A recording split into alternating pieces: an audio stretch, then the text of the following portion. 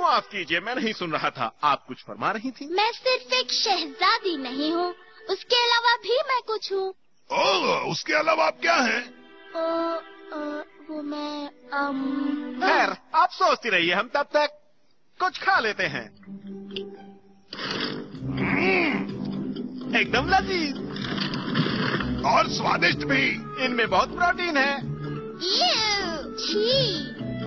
नहीं, तुम क्या कहते हो बड़े भाई? पसंद है। पसंद नहीं, बहुत पसंद है। आओ, तुम यही करते हो, हर चीज को पहले जूठा कर देते हो, फिर थूक देते हो। मुझे गुस्सा आ जाता है। पर देखकर पता नहीं चलता ना कि इनमें से कौन से लिजलिजे हैं। लिजलिजे? बोम्बा, मेरे खाते पीते डकारते दोस्त, लजीज तो सिर्फ कुरकुरे वाले होते हैं।